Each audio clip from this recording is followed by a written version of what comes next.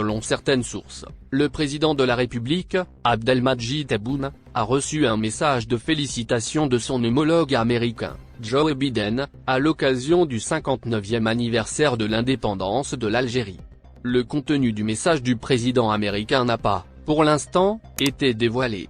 Il est à signaler toutefois que c'est le premier du genre reçu par le président Tebboune de la part de Joe Biden. Au mois de décembre, le président de la République a adressé un message au successeur de Donald Trump après que les grands électeurs ont entériné sa victoire à la présidentielle américaine.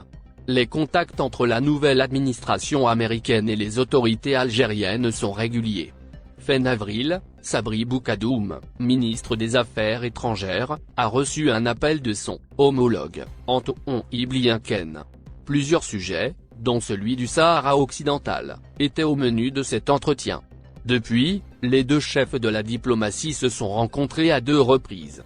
La première, il y a quelques jours, lors de la conférence de Berlin II sur la Libye. La deuxième, quant à elle, a eu lieu mardi, en Italie, en marge de la réunion ministérielle du G20 sur le développement. L'ancienne ministre de la Culture Khalida Toumi, placée en détention depuis novembre 2019, reste en prison suite à la récente décision de la chambre d'accusation près la cour d'Alger. En effet, cette dernière instance judiciaire a décidé de maintenir la détention provisoire de l'ancienne ministre impliquée dans plusieurs affaires de corruption liées aux manifestations culturelles organisées à l'époque de son mandat à la tête du département de la culture. Selon des éléments rapportés par le quotidien arabophone Echorouk, la décision de prolongement de la détention provisoire, par la cour d'Alger, de Khalida Toumi est intervenue suite à la demande du juge instructeur du pôle financier et économique du tribunal de Sidi Mamed, et ce, pour 2 raisons. La première est liée au fait que 7 expertises sur 11 ne sont pas encore prêtes tandis que la deuxième est liée aux dérogations judiciaires effectuées par le juge d'instruction. 20 mois en détention provisoire. Le juge instructeur de la 5e chambre du pôle économique et financier devra notifier, aujourd'hui, l'accusé et sa défense des expertises judiciaires concernant la manifestation Tlemcen capitale de la culture islamique, l'office Riyad El Fateh ainsi que l'affaire liée à l'Onda. La partie civile constituée du Trésor public a été notifiée, en fin de semaine, de 3 expertises judiciaires liées aux 3 dossiers cités en haut. Interrogé par le même journal, l'avocat de Khalida Toumi, Boudjma Geshir a encore une fois soulevé la question de la détention provisoire abusive de sa cliente pendant 20 mois sans même pas être entendu. Il a également déploré la décision de la chambre d'accusation de prolonger la détention provisoire de sa cliente sans informer la défense.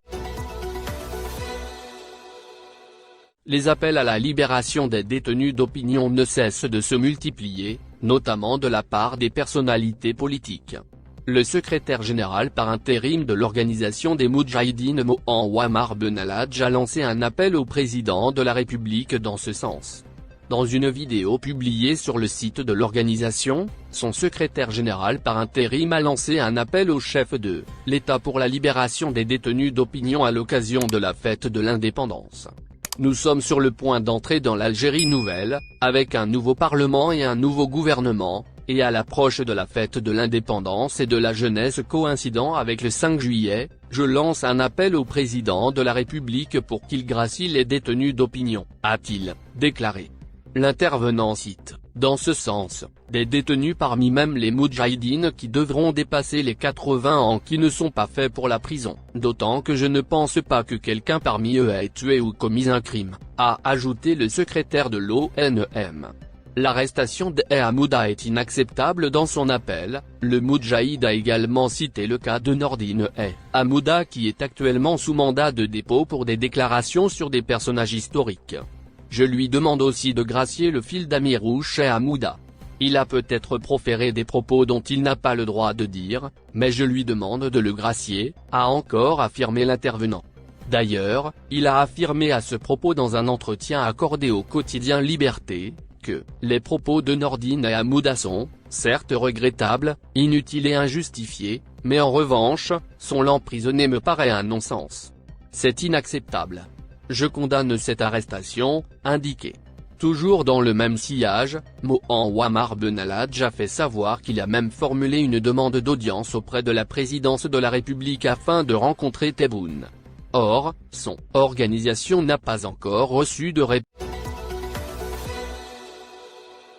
L'ancien président de l'Assemblée populaire nationale et ex-secrétaire général du FLN, Mouad Bouchareb, est rattrapé par la plainte déposée contre lui en 2019 par des membres du comité central pour usurpation de fonction a été convoqué par le tribunal de Bir Mourad Raïs, à Alger, alors que plusieurs membres du collectif des plaignants ont été auditionnés. Après avoir perdu son immunité parlementaire, l'ancien coordinateur du FLN et ex-président de l'Assemblée nationale, Mouad Bouchareb, est rattrapé par la plainte déposée contre lui, en mai 2019, par plusieurs membres du comité central du FLN. Les plaignants l'accusent d'avoir usurpé la fonction de secrétaire général, alors qu'il avait été désigné au mois d'octobre 2018 comme coordinateur, à la suite de la démission forcée de Djemal Ould Dabès. Pour ses adversaires, sa mission se limitait à préparer la tenue du congrès du parti, et élire un secrétaire général, qui ne peut venir que des instances dirigeantes. Or, Bouchareb n'a jamais fait partie de ces instances. Comment a-t-il pu dépenser tout cet argent, durant les 4 mois de son passage, alors qu'il n'avait pas la délégation de signature ? Par quel artifice a-t-il pu dépenser des sommes énormes pour financer certaines activités et surtout prendre en charge ou participer à la campagne du 5e mandat pour Bouteflika ? Des questions auxquelles il doit répondre devant le juge, déclare un des membres du CSC, ayant été entendu par le tribunal de Bir Mourad Raïs, ces jours-ci, en tant que plaignant. Mouad Bouchareb a été convoqué en début de semaine, mais n'a pu répondre en raison de l'adresse. La convocation a été envoyée au siège du parti à Hydra, alors que lui n'y est plus domicilié depuis son éviction, par ses pairs, de la tête du FLN et de l'Assemblée nationale. Il ne s'agit pas de la seule plainte à laquelle il devra faire face.